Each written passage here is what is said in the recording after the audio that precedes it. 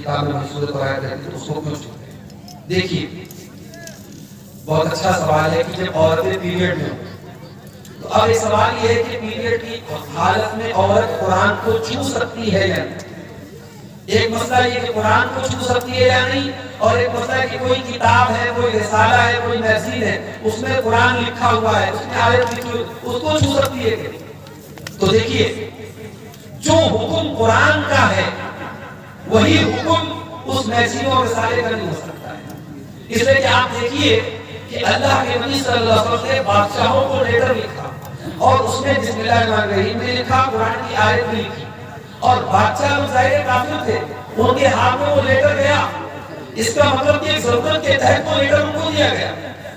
تو عورت اگر قرآن کو چھو رہی ہے اور کسی کتاب کو چھو رہی ہے، دونوں برابر نہیں، ایک بات۔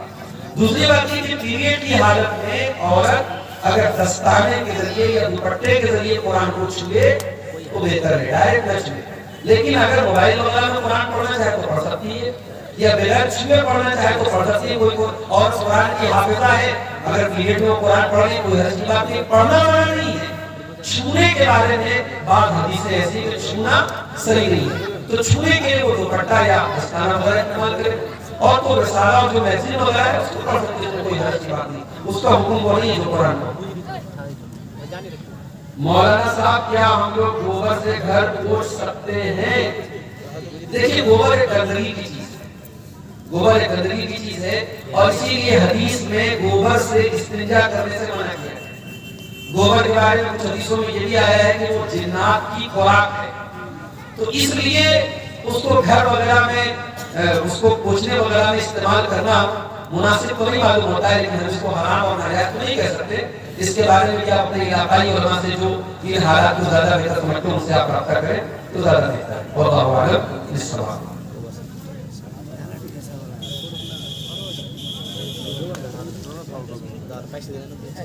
یہ کسی بھائی نے 2000 روپے کا چندہ پیش کیا ہے مدرسے کے لیے، اللہ تعالیٰ اس کے اس چندے کو قبول فرمائے، اور جو بھی ہمارے بھائیوں نے اس کار خیر میں حصہ لیا ہے اللہ سب کی نیکی کو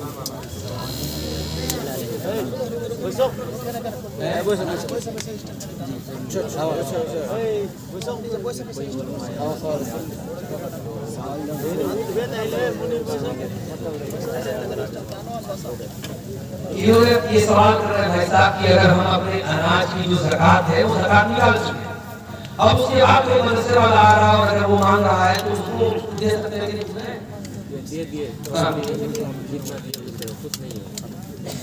دیکھیے آپ نے جب زکوٰۃ نکال دی، آپ کے کھیت میں اتنا اناج پیدا ہوتا ہے، آپ نے اس کو کیلکولیٹ کر لیا کہ میرے اوپر اتنی زکوٰۃ فرض ہے، اتنا دھان آپ نے اللہ کے نام میں دے دیا، اب اس سے زیادہ آپ کو دینا ضروری نہیں ہے۔ اب کوئی مدرسے والا آیا تو آپ صدقہ کے طور پہ، دان کے طور پہ اس کو کچھ دے دیے تو وہ اس پر آپ کو ثواب ملے گا، لیکن وہ فرض نہیں ہے، فرض اتنا ہی ہے جتنا آپ کے اوپر زکوٰۃ ہے۔ دیکھیے یہ سوال بہت اچھا سوال ہے، بہت ہی اہم سوال اس دور کا کہ مولانا صاحب کیا لڑکا لڑکی پیار کر سکتے ہیں؟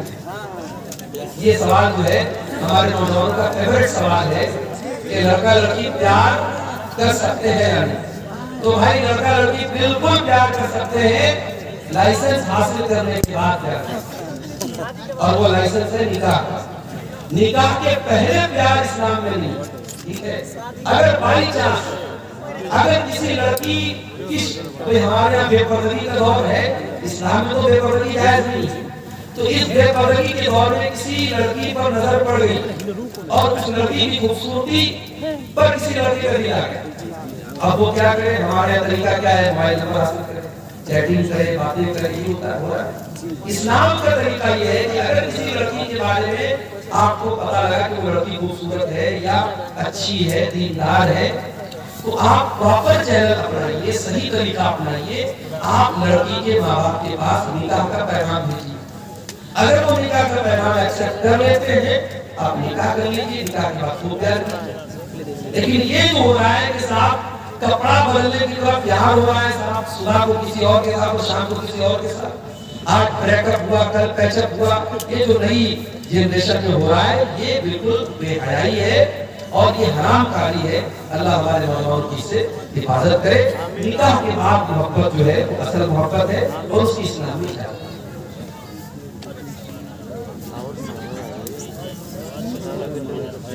غیر مسلم کے تہوار میں چندہ دے سکتے ہیں. دیکھیے غیر مسلموں کے جو بھی تہوار ہوتے ہیں ظاہر ہے کہ وہ شرک کا تہوار ہوتا ہے اور شرک کے تہوار میں ہمیں سپورٹ تو نہیں کرنا چاہیے. لیکن اگر ہم کسی ایسے علاقے میں رہتے ہیں جہاں سب لوگ مل جل کر کے رہتے ہیں اور وہاں اگر ہم نے چندہ نہیں دیا تو فتنہ فساد پیدا ہو سکتا ہے, مسائل پیدا ہو سکتے ہیں, تو صرف ان کے شر سے بچنے کے, کسی سپورٹ کے طور پہ نہیں, یا یہ سوچ کر کے نہیں کہ ہم ایگری ہیں ان کے شرک سے یا ان کے شرک میں ہم شامل ہو رہے ہیں, صرف ان کے شر سے بچنے کے لیے اگر کچھ رقم دی جائے تو اس کی گنجائش بنتی ہے, وہ جائز ہے. لیکن بعض مسلمان کیا کرتے ہیں, باقاعدہ شامل ہوتے ہیں اور اسے پورے تہوار میں ہر طریقے سے سپورٹ کرتے ہیں, تو وہ مناسب بات نہیں ہے. انسانیت اپنی جگہ ہے اور توحید اپنی جگہ ہے, ایمان اپنی جگہ ہے. ہمیں کسی بھی شرک کے کام میں سپورٹ نہیں کرنا. واللہ اعلم. نہیں کریں گے بھائی, کنجوس کرنا اور کر دیں. اب یہ لوگ بول رہے ہیں کہ شاید مسافہ کر کے نوجوان سے کی جائے, جس کو مسافہ کرنا ہو تو آگے کر لیتا نا. اب اتنے آپ لوگ نہ سمجھ تو نہیں ہے, جلسے والے بیچارے کو تو یہی چاہیں گے کہ چندہ ہمارا زیادہ زیادہ. آپ حضرات سے میں گزارش کر سکتا ہوں, اپیل کر سکتا ہوں. اب مجھے بنگلہ زبان میں وہ نظمیں گا گا کے چندہ کرنا تو آتا نہیں کہ میں وہ نظمیں گاؤں اور آپ سے چندہ کراؤں. میں گزارش کرتا ہوں کہ آپ حضرات ادارے کا, یہ مجھے بتایا یہاں کے لوگوں نے کافی پرانا ادارہ ہے, 40-45 سال پرانا ادارہ ہے, ہم اور آپ اس میں بڑھ چڑھ کر کے حصہ لیں. اور ادارے میں ابھی گیا بھی تھا, وہاں جو کمرے وغیرہ میں نے دیکھے کافی اس میں ہمارے سپورٹ کی ضرورت ہے. میں جان رہا ہوں غریب علاقہ ہے اور سیلاب زدہ علاقہ ہے, اور واقعی میں اس طریقے کے علاقوں میں جو مدرسے ہیں وہ ہمارے سپورٹ کے ضرورت مند ہے. ہم آپ سے اپیل کرتے ہیں کہ آپ آگے بڑھیں اور اس ادارے کو اپنا